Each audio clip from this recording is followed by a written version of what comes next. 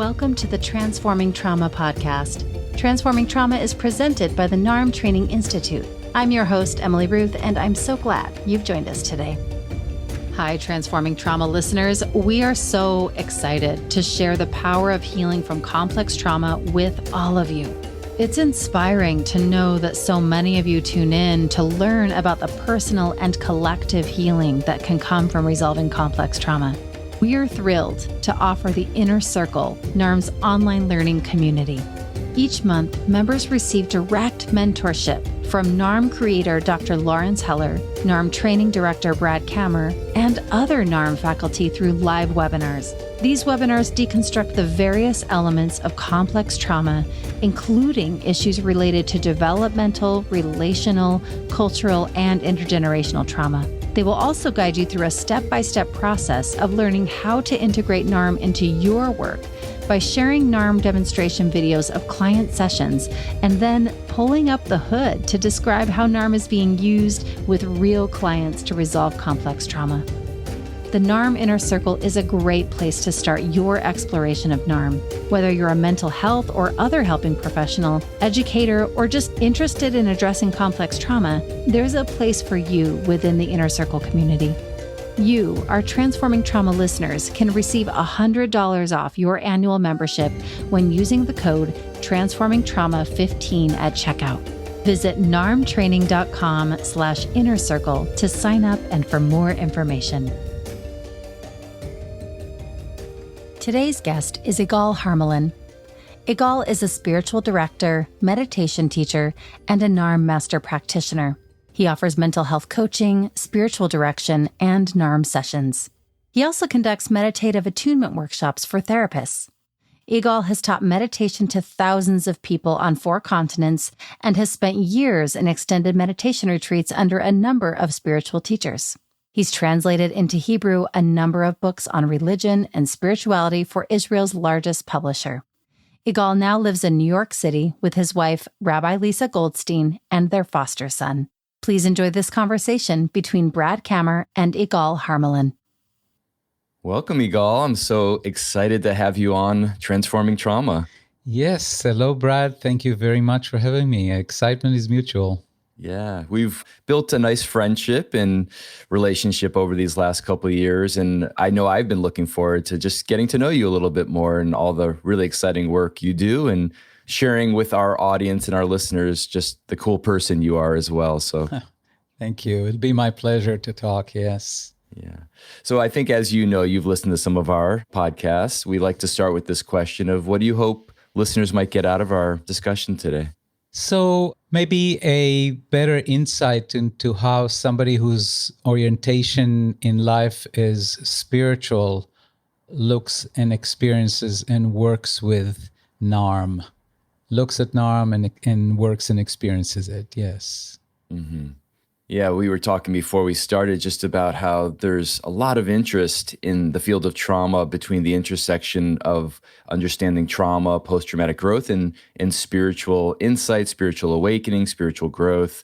And it's partly why I wanted to have you on, because I know you've had a lifetime of experience in this world, and just really excited to hear again more of your journey and the work you've integrated and then how you're sharing this with the people that you're working with.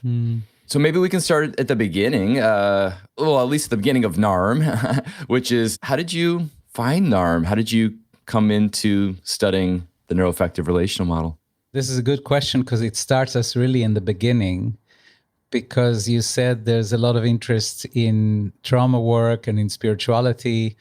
And I like to say that I was infected with the spiritual bug when I was a teen and I never recovered. And teens, for me, that was late 60s, early 70s. And at that time, teachers from the East came, and basically the kind of version of spirituality that they offered was, come, don't worry about the psychological stuff, come and do your meditation or do this or do that, and you'll be enlightened, you'll be a perfected being, and all your problems will be over. Something that in the psychological field, we like to call spiritual bypass. In other words, instead of doing the work, just come around and heaven on earth will be yours. I bought it, what's the expression? Line, hook, and sinker? Yeah. Yeah. I bought it, and listen, I was 19 when I started. That's an age where you will buy those kind of things fully. And then that's one way to go. And another way that people went is purely psychological. Let me improve my life purely in the psychological way. And that has its own limitation because in that way, it can lead to self-indulgence. So purely spiritual gives you a lot of benefits. Purely psychological gives you a lot of benefits. It's just that it's imbalanced.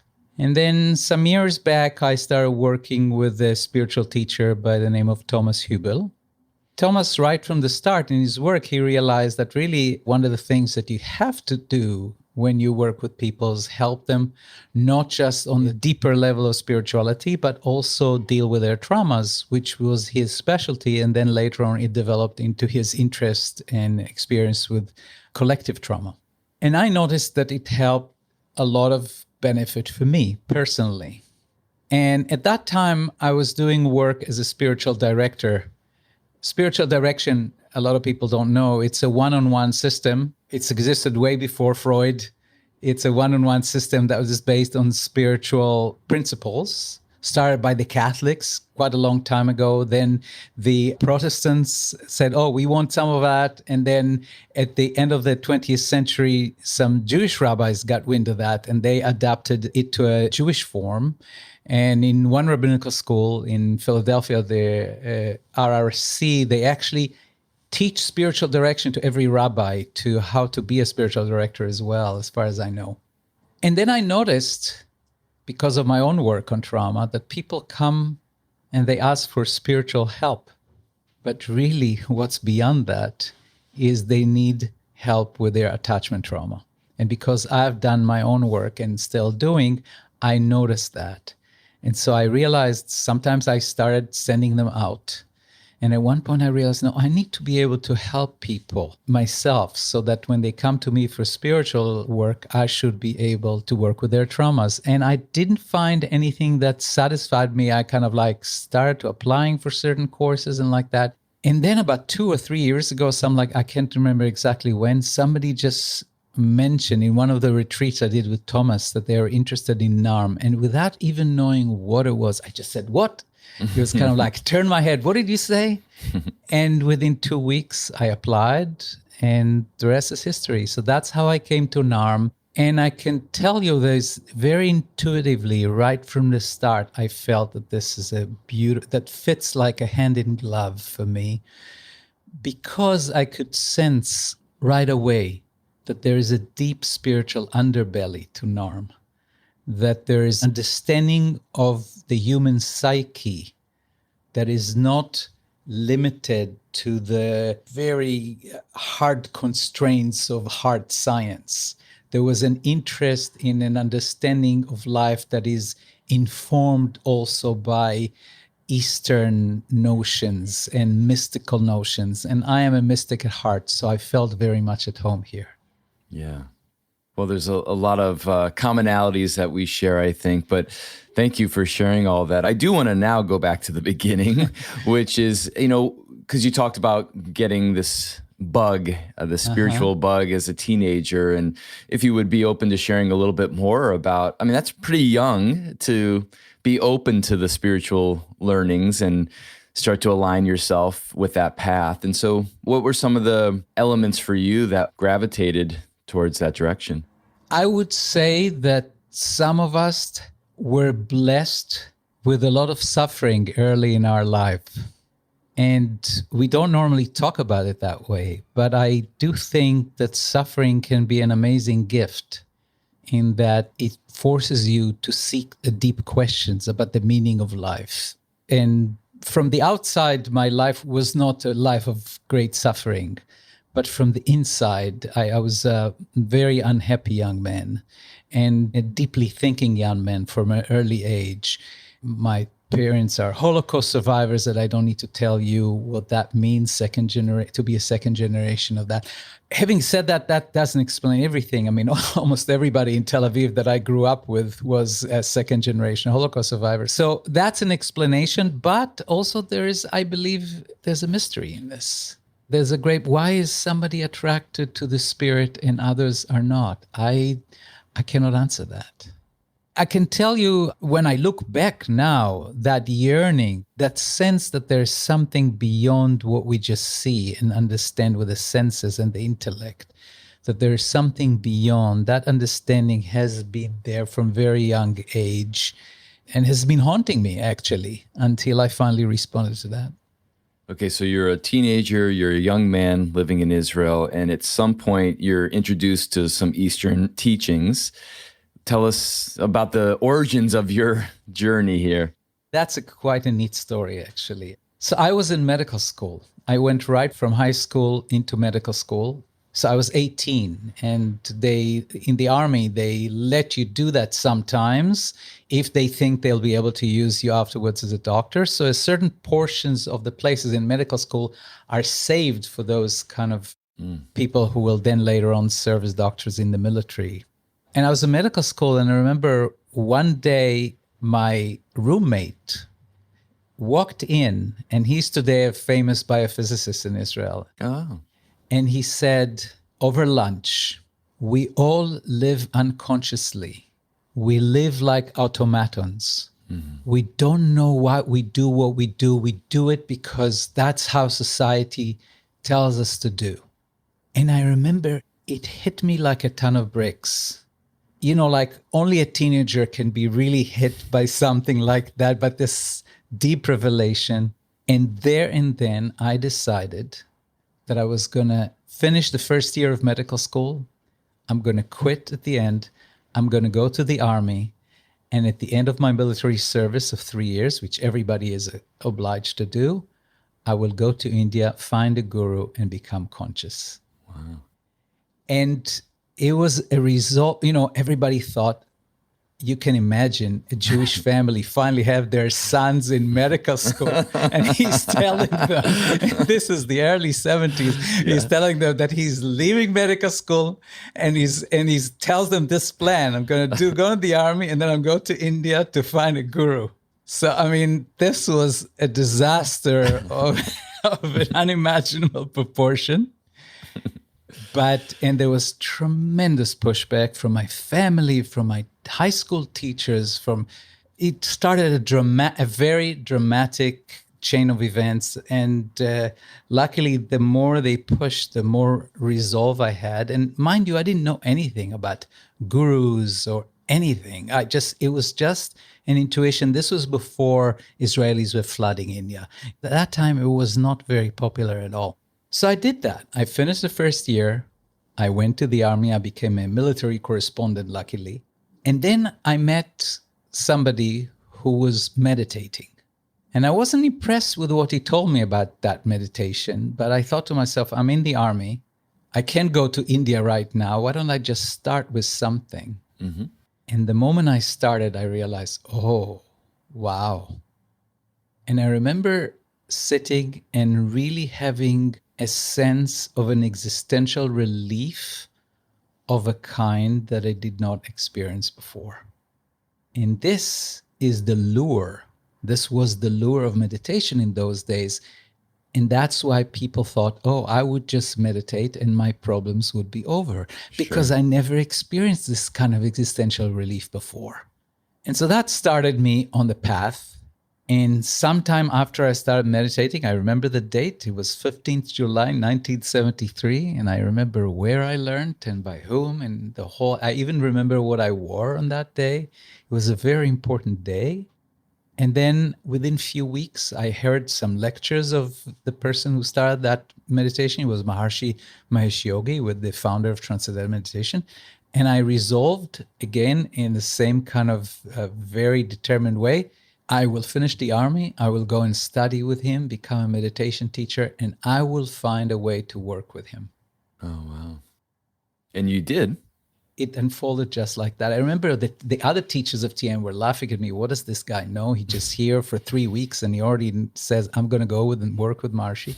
And it was like that. I was blessed. It was an amazing experience. I was in this movement of TM for almost 25 years. Worked very closely with him. He was amazingly loving, fatherly. I learned tons from him. And then it came to an end in my 40s. When I was 19, it was one thing.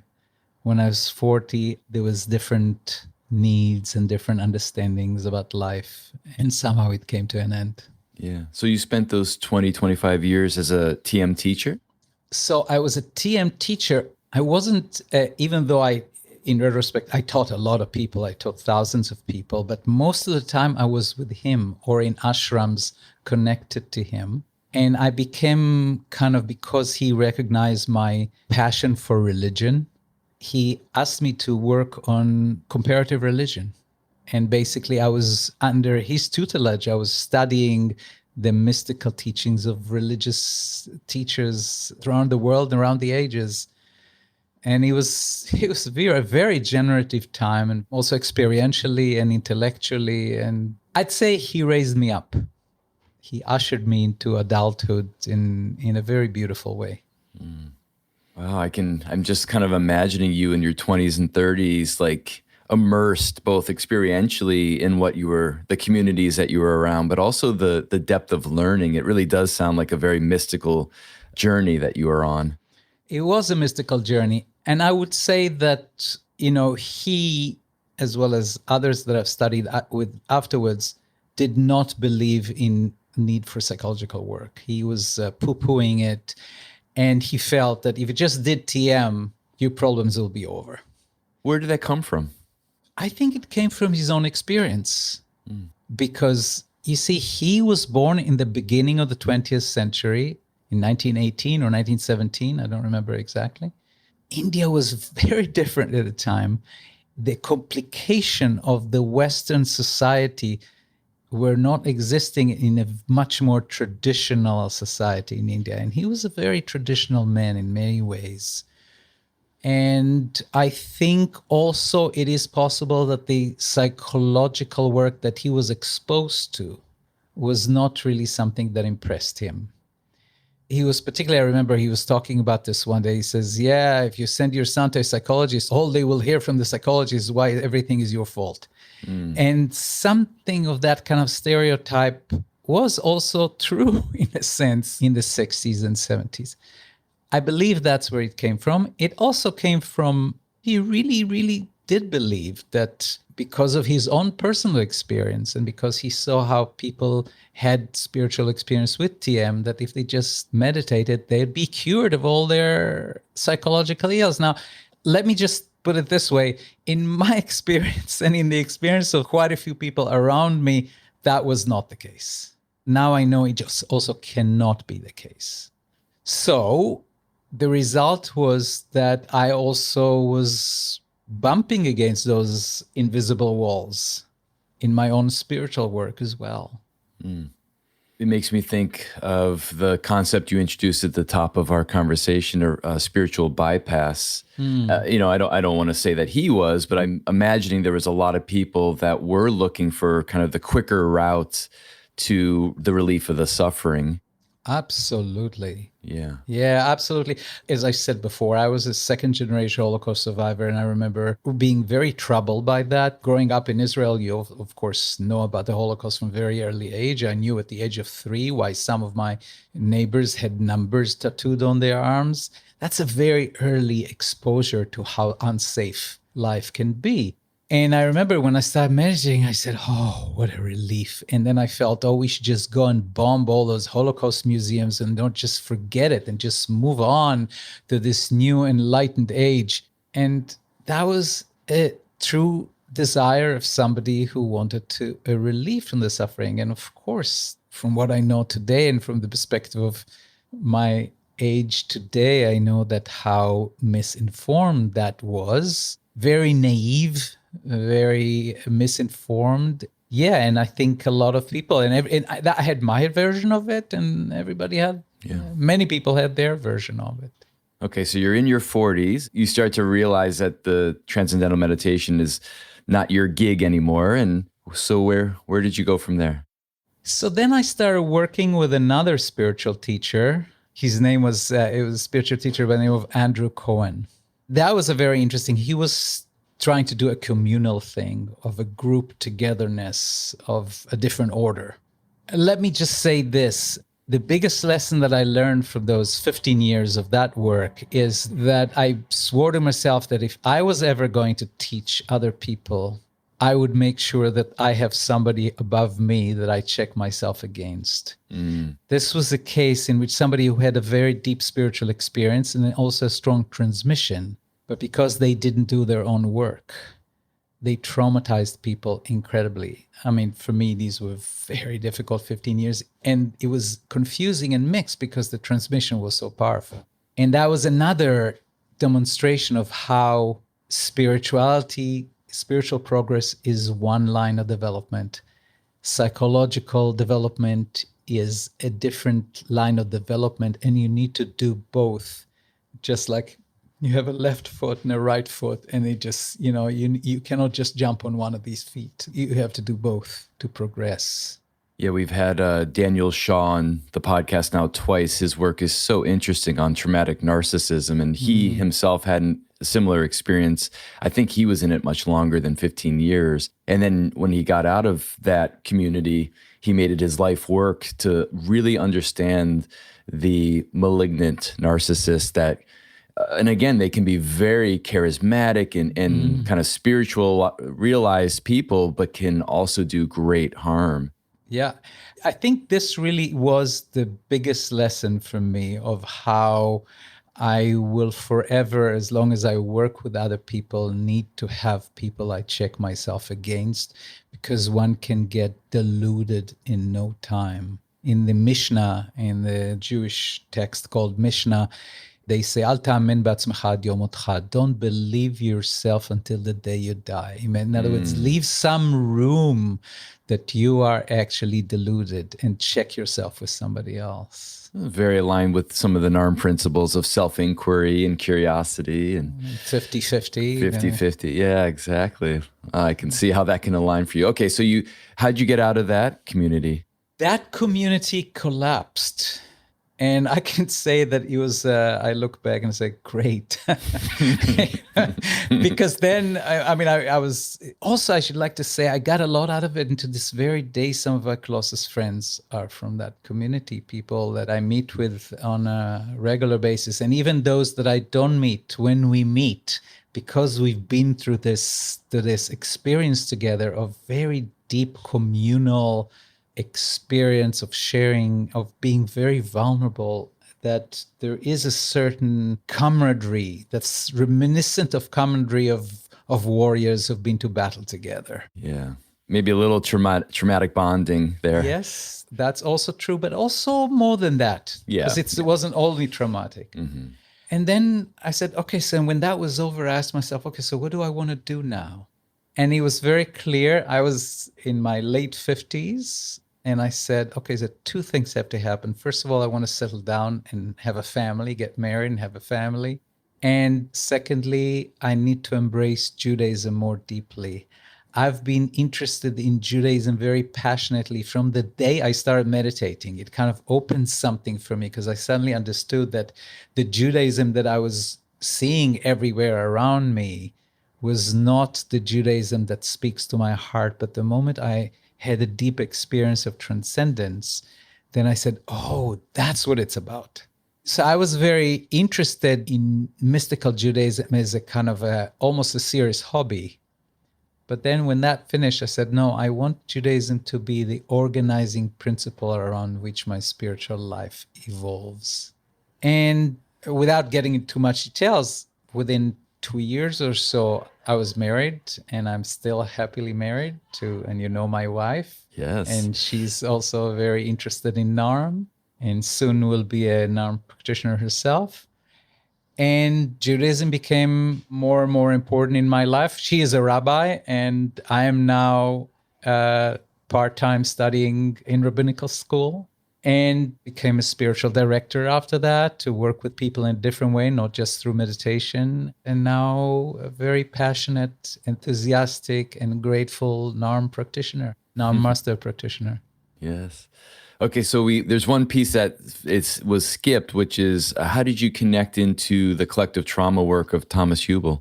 Yes. So I met Thomas Hübl quite some few years ago in Israel when he's married to an Israeli woman. So his home is in Israel. And when he first came in there, I was there actually for some time. These were very beginning days, and we went for lunch together. And I got to know him a little bit. And he made a very deep impression on me. I felt, wow, there was somebody really walks his talk and very simple. And at the time I was working with Andrew Cohen, so it was just I was very committed to that path. And then I remember at one point when I was in New York already living with Lisa, my wife, at one point, for all kinds of reasons, the thought came to me to it's like kept coming, contact Thomas, check it out. And it's interesting. And I would tell my wife, there's this man, and I kept having these things every morning that I should contact him. And then I wouldn't do it. And one day I told her, every day I have this thought, I'm going to go now. Before I even brush my teeth, I'm going to see what he's doing. And I turn on the computer, and lo and behold, the next day he was in New York. Wow. and he never comes to New York. So look, I don't know what to make of it, but he was just like that. And I was like, whoa, this is like too much, kind of.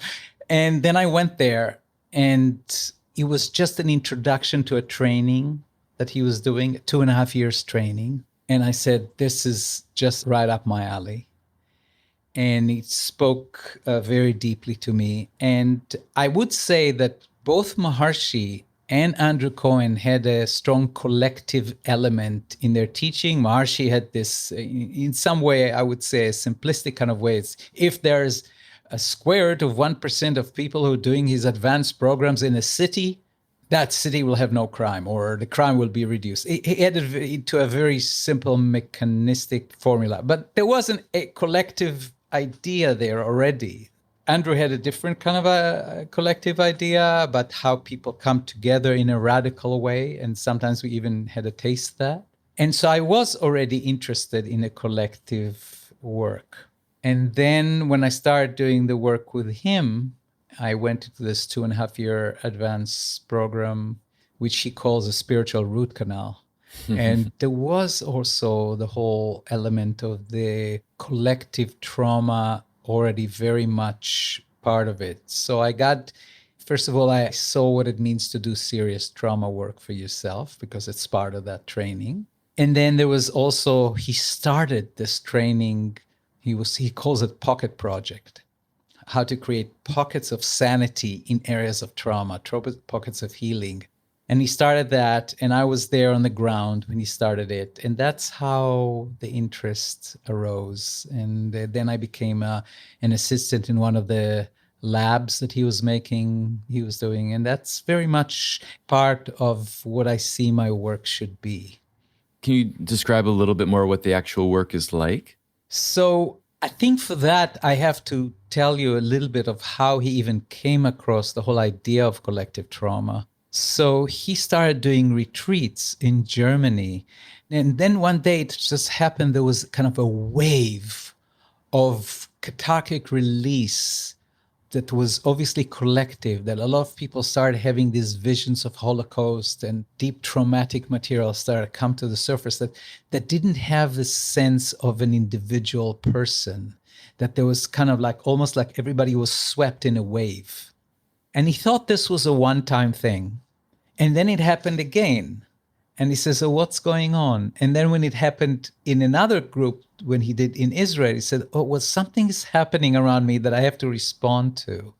And he got a sense, there's a collective dimension here. He was working when the group was coming to a particular coherent level on the retreats, something was allowed to erupt.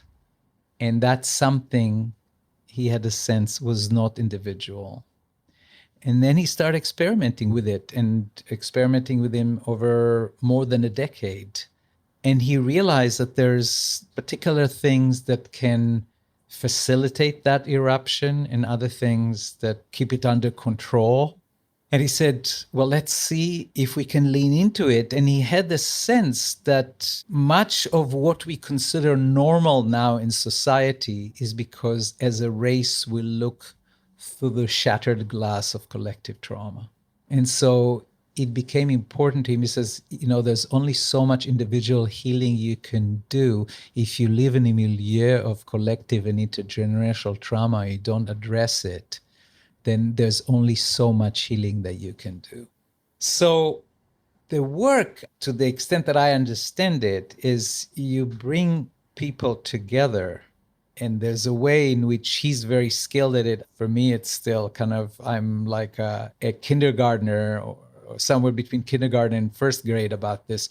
But he's very skilled at asking questions and creating a certain field, allowing so that some things will be allowed to express itself. And then people work in groups and there's a lot of support. There's a big team of support. And how to maintain connection and coherence even while the eruption is going on. So that, as a NARM practitioner, will speak to you, because even on the individual level, when there's traumatic material comes up, how can you stay in connection even while it happens? The same principle happens in a collective field. How do you maintain coherence and connection even while the eruption is happening? So you're there part of a team that's supporting this process for a certain community or group of people. So I was either, at one point I was part of the team, at other points I was part of the people who were going through the, all kinds of my own stuff that's collective, that's not necessarily mine, was expressed. So both sides. And I'm about to start, I think he's starting in 2022, he's starting a program, a one-year program that's actually meant to train facilitators for those groups. So how do you see that work in NARM coming together for your own unique process here? So I do not know yet, because I do not know how this work will evolve. I can tell you, though, that the work with NARM helps me tremendously to sit in a place of a different connection to other people.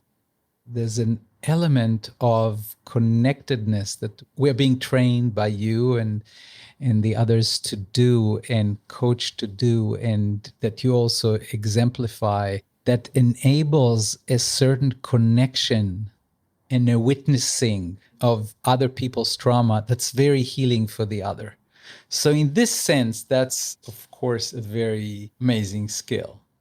And then I bring to it also my years of meditation, my years of interest in consciousness. So I cannot tell you now, okay, just like in NARM, I cannot tell you, here's what you do in NARM, 1, 2, 3, 4. I cannot tell, even less I can tell you about collective trauma, because it's really a work in progress even for Thomas. And I don't really know about it, except I feel very interested and passionate about it. Mm-hmm. Okay, so you're going to be taking this practitioner training, is that what it's called? I don't know how he's going to call it. It's basically kind of an extension of the 2.5-year program that I did with him. He just adds one more year for people who will facilitate groups of collective healing. Okay, so you're going to be following that journey. And then how about your NARM work? Tell us a little bit about how NARM has impacted you and what you're doing in the world with NARM. So just the question warms my heart, because I love NARM. NARM was such an amazing surprise for me, because I really at first thought I need to have a skill of just how to deal with trauma. But as I said right from the start, I felt very much at home in this particular community. So I love sitting with people in NARM because, first of all, as a NARM practitioner, I get to meet people from all over the US and from walks of life and accents and political persuasions and racial backgrounds that I don't come in contact with just living here in New York. And it's been beautiful to come into contact, to see the common humanity, the common suffering, and the miracles that can happen when you just sit with people with interest, with care, with non-judgment, and with curiosity. and to be amazed at how beautiful that can be. You don't need to be clever. You don't need to be this all-knowing person. You don't even need to necessarily have any result. You just need to be human with the other person and with yourself at the same time. And just out of the field of humanity, healing happens. That's a deeply spiritual, it's a deeply healing thing. So it's been a total gift. And I would say also that one of my passions, and I don't know how that will happen, because I would like to bring NARM also to the Jewish world, particularly, because if there is a group that's a repository of trauma, the Jewish people are, we've been at it for thousands of years, we've been collecting traumas everywhere. And it's only in the last 50, 70 years in this country that we have had some measure of equality, and even now it's not everywhere. So there's a lot of trauma, and I wish that rabbis would have at least some training to be trauma informed, so they can recognize their congregants when they are traumatized and refer them to the right ways of getting help. And in this sense, I want to share with you, if you don't mind, that there's a synagogue in DC, Adas Israel. It's the oldest and the largest conservative synagogue in DC, where the likes of Barack RGB. Obama, RGB was a member. Her funeral was conducted there. Presidents, the Dalai Lama spoke there, Martin Luther King spoke there. It's a very old, established community. And they recognize for themselves that after COVID, people come back to the congregation. They are kind of shell-shocked, sort of. So they got together a team, and I'm one of the team of 3. The 2 of them are actually, there's a chaplain, a therapist, and myself.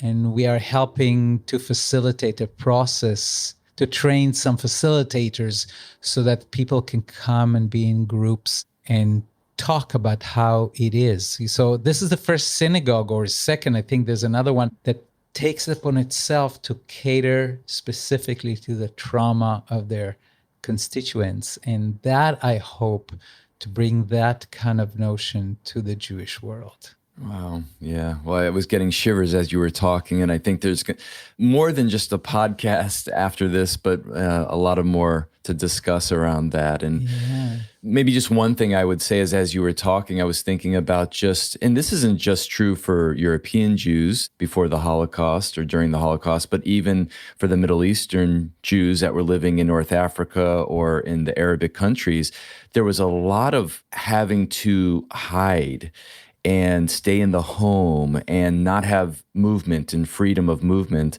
And I can imagine how the pandemic, particularly those first few months when we were really on stay-at-home orders, could have really triggered a lot of unresolved material. And then, of course, because of all the difficulty around the political, how people are comparing these things to Nazi Germany and all these other things, how much that could get stirred up for the Jewish people. So anyways, lots more to talk about with that, but I'm really excited to hear about the work you're doing. And I hope, you and I can also do some work within the NARM community around this as well. And I know that we've been talking about, maybe not so specific just for the Jewish mystical path, but just from a larger path of putting something together on trauma and spirituality. And maybe if you just want to tease us a little bit with some of your ideas, if you have anything that you'd like to share about what we might put together next year.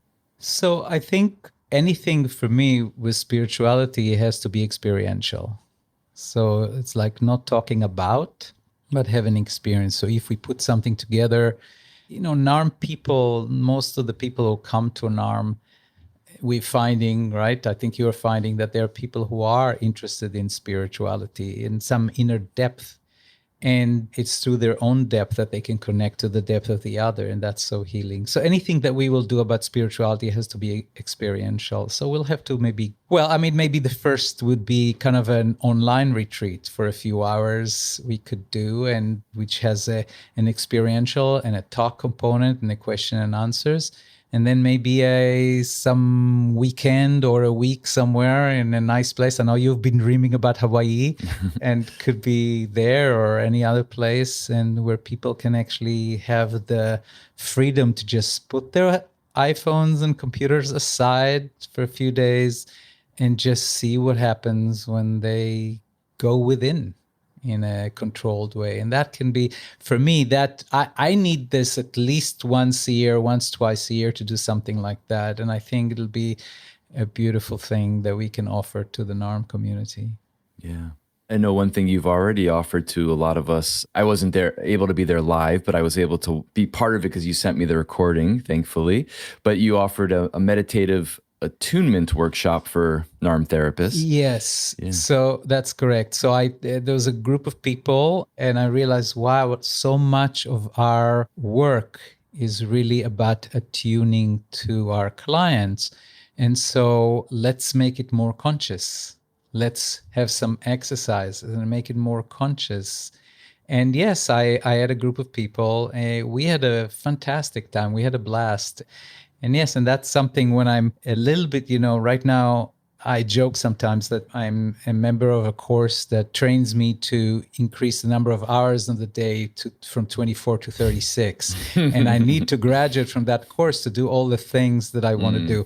So my hope is at one point to actually offer that meditative attunement on a regular basis. But if there is a group of people who wants to do it now, I will offer it now as well. Okay. So even for any helping professionals that might be listening, and this, as we start wrapping up, Igal, I did think it would be good for you to share with people just about the work you're doing one-on-one with people. And if they want to reach you, how might they reach you?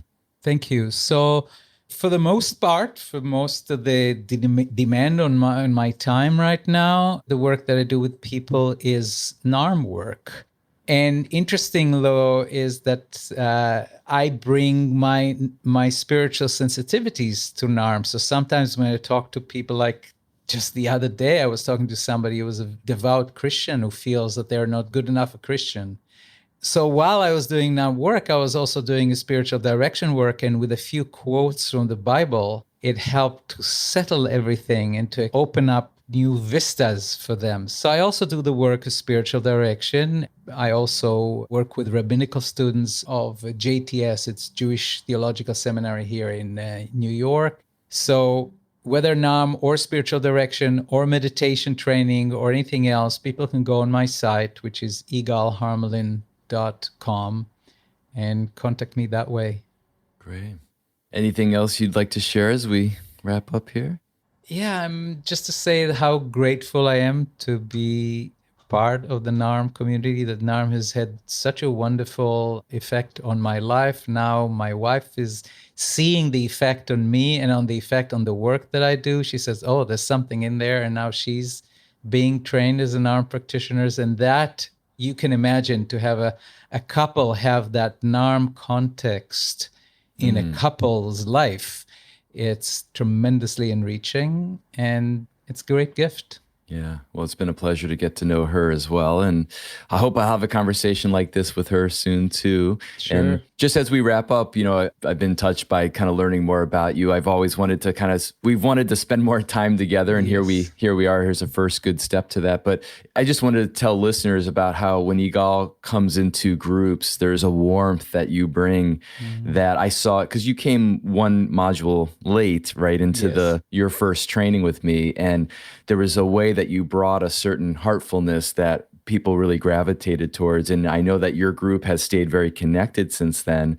I've had the good fortune to continue mentoring with all of you. And I just really appreciate all that you've brought, both your wisdom, but really just your humanity and your heart. And I look forward to all of our ongoing conversations and whatever projects we end up putting together. So thank you for being part of our community and for being here. Thank you very much. That's touching. Always a pleasure. Always, yeah. Thanks so much for joining us for today's episode. To find more about our guest and their work, check the show notes or visit us at narmtraining.com/transformingtrauma. Are you interested in deepening your understanding of NARM? We're thrilled to offer the Inner Circle, NARM's online learning community. Each month, members receive direct mentorship from NARM creator Dr. Lawrence Heller, NARM Training Director Brad Kammer, and other NARM faculty through live webinars. The Inner Circle is also a hub for the international NARM community, where people working with complex trauma from around the world come together to connect, network, and develop trauma-informed projects to benefit our world. Visit narmtraining.com/inner circle to sign up and for more information. Our Transforming Trauma listeners can receive $100 off your annual membership when using the code TransformingTrauma15 at checkout. Thanks to Andrea Klunder and the Creative Imposter Studios for producing and editing, to Tori Essex for our album art, and to Brad Kammer for the creation of this podcast. We look forward to building community, connection with you, and changing the world by transforming trauma.